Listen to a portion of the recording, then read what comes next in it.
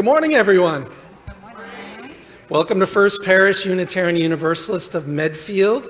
A especially warm welcome to any who are visiting this morning. We hope you will stay for social hour downstairs following the service. This congregation first gathered in 1651, settling on this land that was, and that is still now, the homeland of the Nipmuc Nation, who inhabited this area for thousands of years. Their land was taken by force, and their lives were oppressed by the European colonists who settled this town, this state, this nation. However, despite this atrocity, the Nipmuc descendants continue to live here today. As Unitarian Universalists, we are called to name the wrongs committed against Indigenous peoples and to work to dismantle the systems of oppression that continue to harm Indigenous people today. Holding all of this in our hearts, we welcome you to this place. Here we search for truth and understanding. Here we celebrate life and we contemplate its mysteries. Here we share healing and wholeness. So wherever you are, wherever you come from, whatever you believe, whomever you love, we welcome you to this congregation. Friends, it is good to be with you. It's more than good. It's soul healing. It's life-saving, mind-expanding. To be with you changes everything. Welcome home. Welcome home to this community that has been here and will be here, a haven, a sanctuary, a home that is more than these four walls. You are safe here, safe to be your whole self, spirit and mind and heart. There is hope, radical, optimistic, determined hope, active hope that creates itself anew, endlessly lighting the way. You are loved, loved for all the ways you try and try again, loved as your whole perfect being, loved with a love that transcends fear. We gather together this morning with minds open, with hearts yearning for meaning, spirits reaching out for connection, because we know no other way to live than this. Committed to questioning, to learning, growing, committed to one another, to truth and hope and love, committed to our shared time, the depth and meaning it offers, committed to changing ourselves in this world that we share. Friends, come, let us worship together.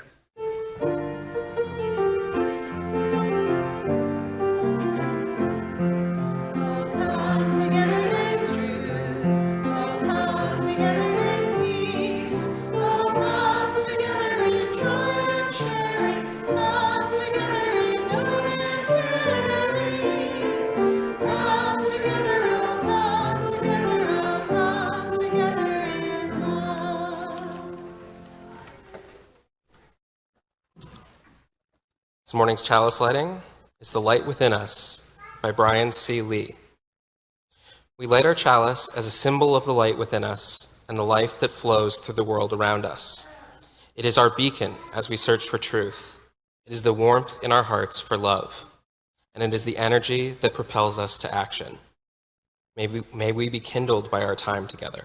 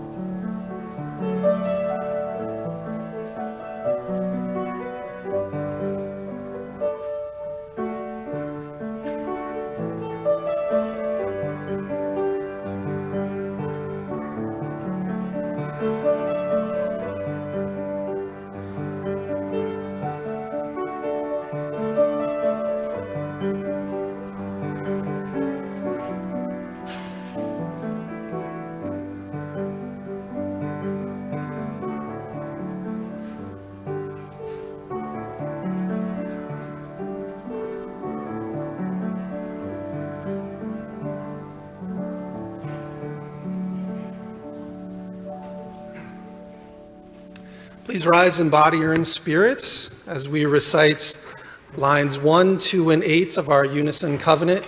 You'll find it printed on the last page of your order of service. Love is the foundation and spirit of our congregation, and we declare that every person is inherently worthy and has the right to flourish with dignity. As people of goodwill, we covenant with one another to be generous in spirit and give of our time, talent, and treasure. And please remain standing for our opening hymn. Come, come, whoever you are. It's number 188 in your gray hymnal. Good morning. I'm Eva Kendrick, music director. We're going to do something that we don't often do in this church, which is a round, which I thought would be especially fun for the kids who I figured would be here for the RE breakfast. So how we'll do this is the choir is going to sing the first time through of the hymn. If you know it, you're welcome to join in. Then the congregation can sing the second time through, and then we're going to break up into 4 parts. I think we can do it. So if you're in this column going down, these 2 folks are your leaders, and you'll be singing the first part, and followed by Becca and Tian for this section, David and Martha for this section, and then Cayenne and John for the very end.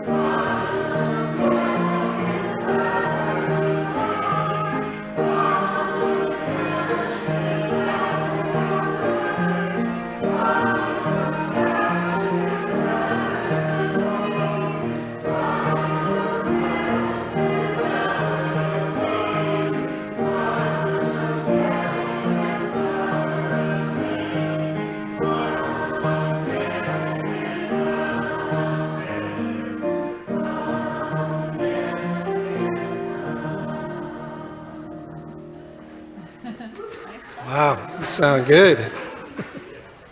All right, well, today I'd like to share with you all a story, and then afterwards I'm going to ask you a few questions about it. So I'd like to see what your thoughts are.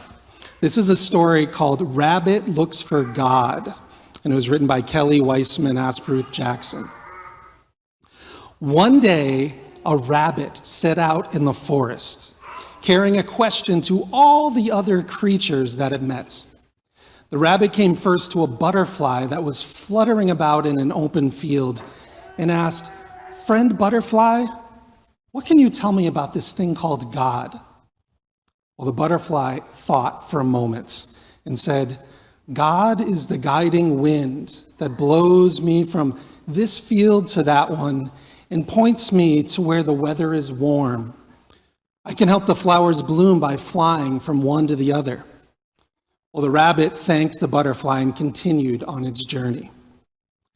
Coming to a horse who was grazing at the other end of the field, the rabbit hopped up and asked, "Friend horse, what can you tell me about this thing called God?"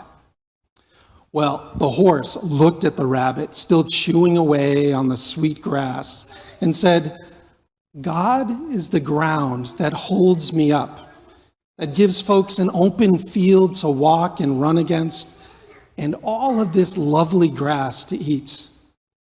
Well, the rabbit thanked the horse and hopped further onward. Well, a little while later, it came to a slow-running stream, and peeked over the bank, the rabbit saw a little fish. The rabbit dipped its mouth into the water and asked, "Friend fish, what can you tell me about this thing called God?" Then the rabbit raised its head back up and put one ear into the water to listen for the answer. The fish replied, "God is the water I swim in. It surrounds me all of the time and gives me something to breathe and to move through. It's something that everyone needs to live." Well, the rabbit thanked the fish, bounded off yet again, and very soon, after almost it ran right into a tree, while craning its head upward to look towards the very most topward of the branches, the rabbit asked, "Friend tree, what can you tell me about this thing called God?"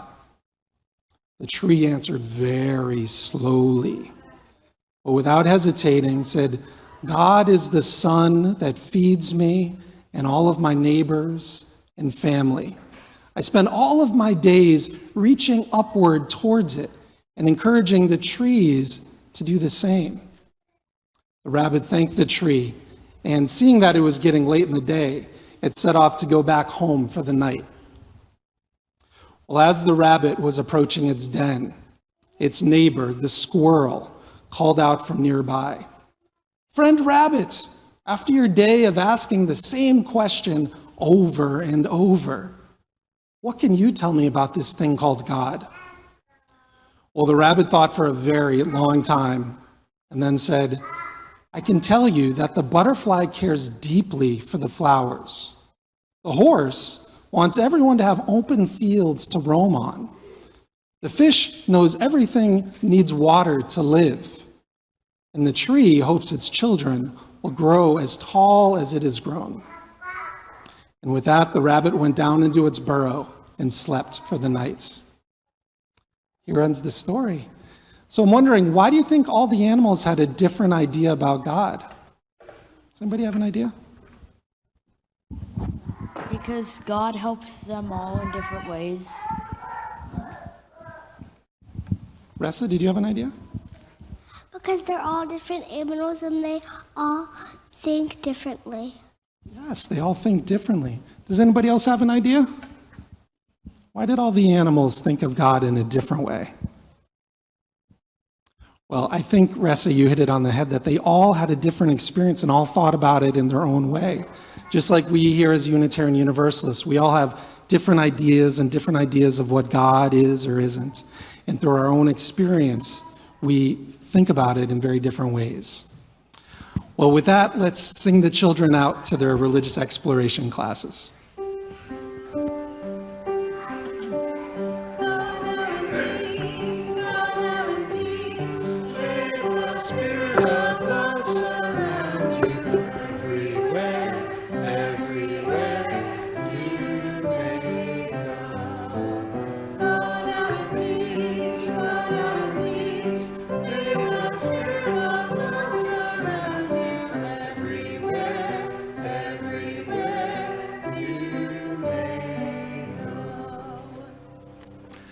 Now I'd invite Dewey forward to share with us the morning's reading.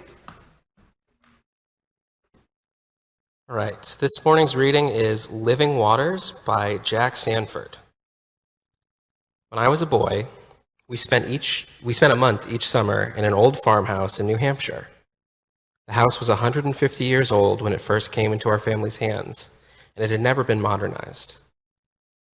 As my father was the minister of a modest-sized Episcopal church, we were always short of money, and for a long time, we lived in the house quite simply, without the benefit of modern plumbing or electricity. Our water supply during those years was an old well, which stood just outside the front door. The water from this well was unusually cold and pure, and a joy to drink. The well was remarkable because it never ran dry. Even in the severest summer drought, when others would be forced to resort to the lake for their drinking water, our old well faithfully yielded up its cool, clear water. Eventually the day came when the family fortunes improved, and it was decided to modernize the house. Electricity now replaced the old kerosene lamps, and the electric stove took over from the ancient kerosene burner, and modern plumbing and running water were installed. This necessitated a modern well, and accordingly, a deep artisan well was drilled a few hundred feet from the house.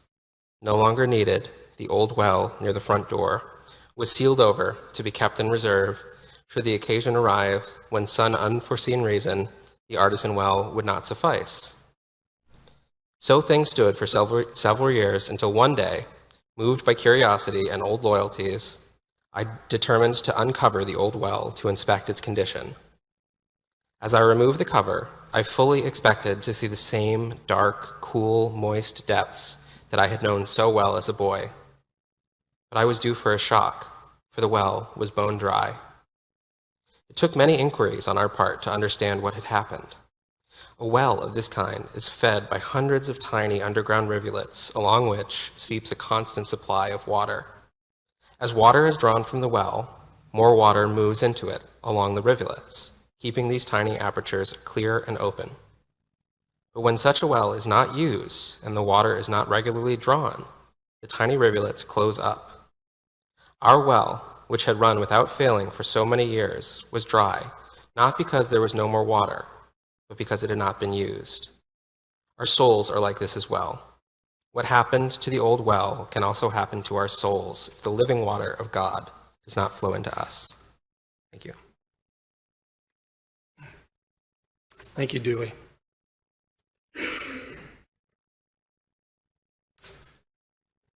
There's a video that you may have seen on social media. There's this professor who has a jar sitting on a table at the front of the lecture hall. He puts some big rocks into the jar, as many as will fit. And then he asks his class, "Is the jar full?" Well, when they answer yes, he pours some small pebbles into the space around the rocks. Once more, he asks, "Is the jar full?" Once more, they answer, "Yes, of course," which leads him to pour some water into the jar, filling the space between the pebbles. "What's the point of this illustration?" he asks. Well, one eager student answers that the point is that even when you think you can't fit one more thing in, there's always room for more. But the professor says no. The point is that if we don't fit the big things in first, there won't be room for them all. If we fill our lives with small things, we won't have room for what's most important. You know, it seems that the reason this illustration is so powerful, that it provides a reminder that we keep needing our lives to get busier and busier, and perhaps sometimes even out of control. You know, I keep hearing how things are with many of you as your boss gives you another project to work on, puts another thing on your desk and expects you to work late to finish it. Or your child begs to start a second ballet class, or sign up for yet another sport, and the coach is demanding that you be at every practice and game, and you're having trouble figuring out how to get them where they need to be. Or your parents call and remind you that you haven't visited or even called in some time. Or the dentist's office calls to remind you that you're overdue for a cleaning. Or the doctor's office calls and says that it's time for that annual checkup. Or you look over and see that your inspection sticker on your car has expired. Sometimes it's all enough just to leave you feeling breathless. You know, as more and more things pile up, and all you want is a little peace and quiet, just time to sit down with a good book, time to de-stress, time to hide under the covers until the world feels sane again. It can all feel very overwhelming. So what is there to do, if anything? You know, there's all kinds of self-help books out there. In fact, there were even self-help books back in the Middle Ages and the Renaissance that gave recipes for good living. Even back then when life seemed simple, people needed help sorting things out. Well, someone suggested that I pick up a self-help book. It's called Essentialism. It was written by Greg McKeown. The author works with companies in time management and productivity techniques. The tagline is the power of less, but better, or how to eliminate those things that are not essential. So I read it knowing that the intended audience is the business world. For example, one piece of coaching is on how to say no. It goes something like this. When the boss asks you to take on another project that you're already buried with work, instead of automatically saying yes and feeling resentful at the amount of work that's been piled up on your desk, you could ask your boss which project he would like you to set aside so that you can work on the new project. Or, of course, you could just say no, that if you're to do a good job with the work you already have, you will not be able to take on anything else. The author says that over time, if you continue to use this approach, your boss and coworkers will grow to respect your honesty and your commitment to doing the job well. He has practical advice for people in relationship to their jobs, but a lot of what he says is relevant, I believe, for all of us. For example, he has a chart with 2 circles that represent the amount of energy we have. Surrounding one of the circles is a whole bunch of arrows pointing out in every different direction. These arrows indicate where the energy is headed. The other circle has one arrow heading up toward the top of the page. Well, the point that he's making is that each of us has only so much energy. So if we allow our energy to head off in a whole bunch of different directions, not much will be accomplished on any one thing, and we'll end up just feeling exhausted. But if we focus our energy on just 1 or 2 things, we'll be a lot more effective. You know, the fact is that there's just too much competing for our time and attention these days. Too much that claims to be urgent. I mean, just look at all of these little screens that we have in our hands that are constantly nagging us to pay attention to them. They sing at us, beep at us, vibrate in our pockets.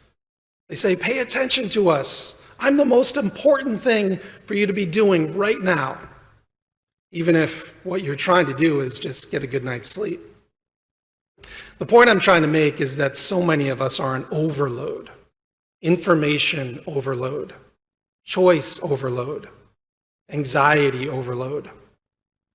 We live in a world where there are so many choices and demands confronting us every day. So many, in fact, that we have maybe forgotten what those big rocks in our lives really are, or at least haven't figured out how to get them into that jar. Greg McKeown says that almost everything in our lives is non-essential. The trick is to determine those vital few things that are essential. You know, if this is to happen, we need to slow down. We need to find the time and space to just think. You know, instead of being in a constant whirlwind of things we have to do and places we have to be and commitments we have to fulfill and tasks that need to be done. Friends, we need time to think. Do any of you remember when you used to have time to think while you were waiting in the line at the grocery store? Or waiting at a doctor's appointment? Or waiting for the train to arrive? Or waiting for traffic to start moving again? You know, the spiritual teacher Ram Dass says that instead of being annoyed during these times when we're forced to wait, we could use that time to repeat the names of God or to say a mantra to ourselves, to use those moments of emptiness to be completely present in that moment. Well, after I did this for a while, you know what I noticed? I noticed that so many of the folks waiting have their eyes glued to their screens and their thumbs moving like crazy.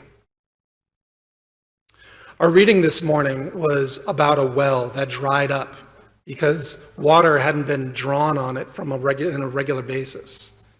So those tiny rivulets that replenished the well when the water level dropped had filled with debris instead. And of course, the well dried up. Now, this is what can happen to us as well if we neglect to take care of ourselves, neglect to take care of our physical bodies, our emotional lives, our spiritual lives, and our very souls. For it's the soul that holds our bodies and our minds together. It's when we don't take care of our souls that life can become empty, feel like it has no meaning. This is when we might sense some kind of vague depression or become disillusioned with our careers or our marriages or our friends. It's when we dismiss the importance of caring for this, which holds us all together, our souls, that we may start yearning for something or someone to fulfill our lives for us, something external, something out there, not realizing that we may be missing something in here. The great spiritual teachers say that when you don't have time to sit for an hour to meditate each day, you must sit for 2 instead, because that's when you need it even more. The well of living water is still deep within you, all of you, even if you've forgotten to lift the lid in some time. It's possible to clear out those rivulets so that you may drink of that water once again. You're going to have to take better care of yourselves, which means that you have to carve out time for just that. Do those things that help revive your souls. Play tennis with a friend. Listen to your favorite music. Watch the birds at the feeder. Take a walk through the autumn woods or sit at the ocean's edge. Whatever it is that will help you to refocus on what is essential in your life, what's really important. Greg McCowan tells this story. He says, a woman named Cynthia once told me a story about the time her father had made plans to take her on a night out in San Francisco. 12-year-old Cynthia and her father had been planning this date for months. They had a whole itinerary planned down to the minute.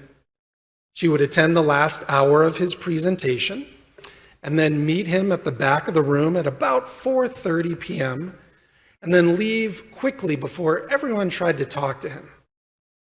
They would catch a trolley car to Chinatown to eat Chinese food, which was their favorite, shop for a souvenir, see the sights for a while, and then catch a flick, as her dad liked to say.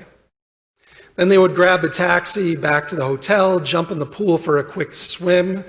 Her dad was famous for sneaking in when the pool was already closed. They would order a hot fudge sundae from room service and then watch The Late Show. They discussed the details of this over and over and over before they left. The anticipation was all part of the experience. Well, this was all going according to plan, until as her father was leaving the convention center, he ran into an old college friend and business associate. It had been years since they had seen each other, and Cynthia watched as they embraced enthusiastically. His friend said, in effect, "I'm so glad you are doing some work with our company now.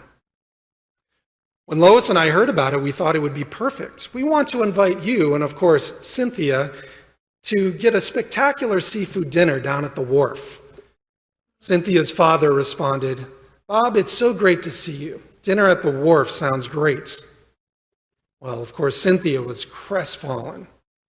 Her daydreams of trolley rides and ice cream sundaes evaporated in an instant.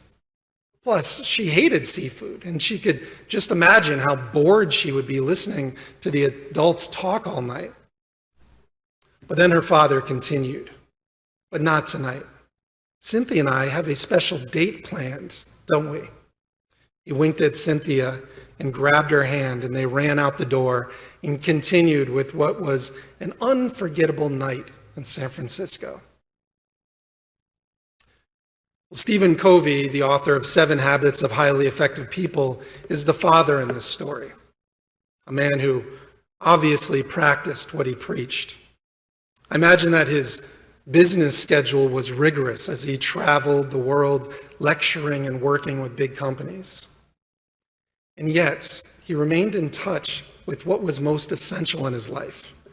His daughter was one of those big rocks. And on that night, he had put her rock in the jar first. So what are the big rocks in your life? Your children? Your marriage? Your career? Your health? Your congregation? I hope that this community is one of your big rocks, because it's here that you are given an hour each week to reconnect, to slow down, to perhaps pause long enough to ponder what's most important. Life is short, my friends. So tell me, what are you going to do with this one wild and precious life that you've been given? Let's hold all of this in our hearts as we enter into a time of meditation and prayer.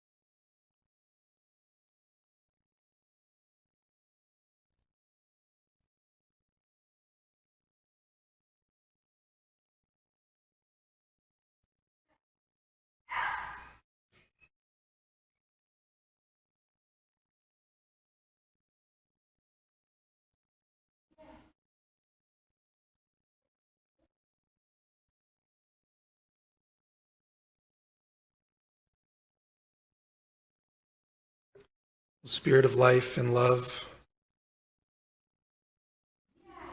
in this unsettled world, we seek a few moments to turn away from the noise and confusion of our lives. We seek to enter a stillness that resides in the depths of each of us. Stillness that is at the center of all that exists. For a few moments, let us seek quiet. Noontime silence of sunlight on a lake.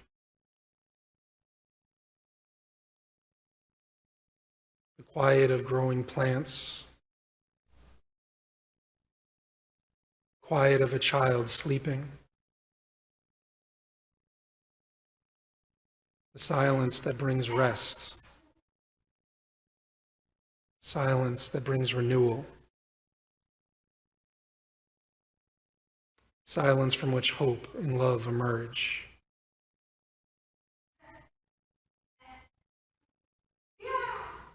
In these quiet moments, we return to who we truly are. So may it be. Amen.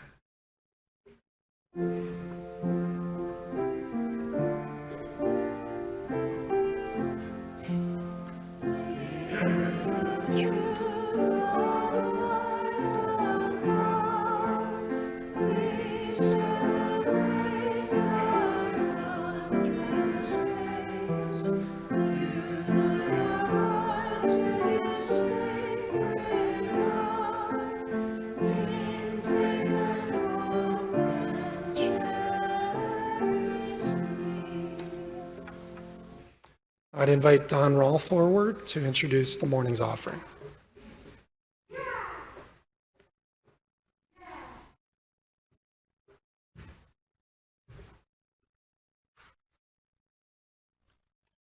We come here together each week in this community to be nourished by this community.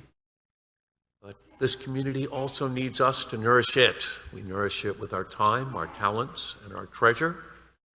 And this month, the donations are also being split with Chaplains on the Way for those who are not as lucky with housing as we are. So we hope you will be generous with the collection today.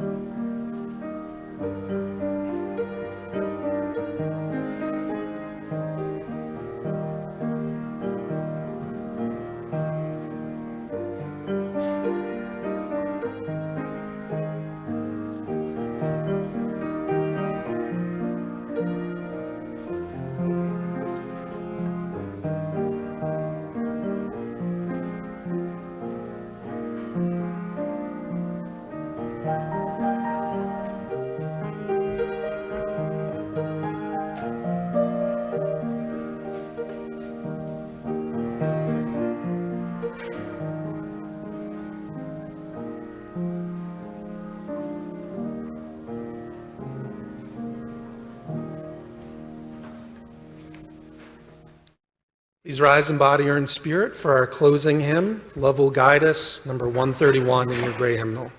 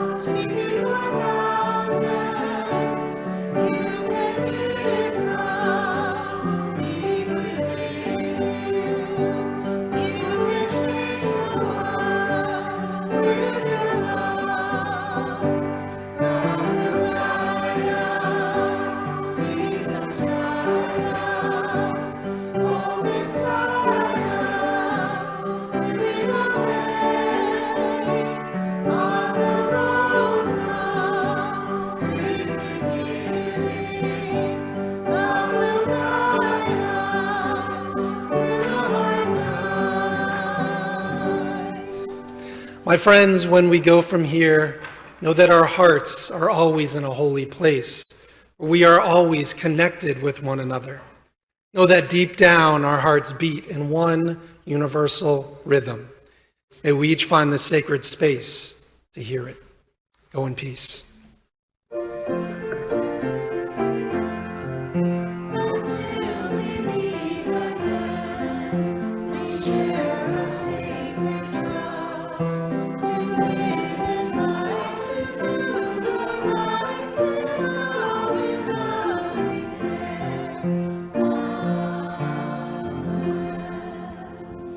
I'll now extinguish our chalice. May its light and warmth stay in our hearts until we meet again. Here ends our worship. Let our service begin.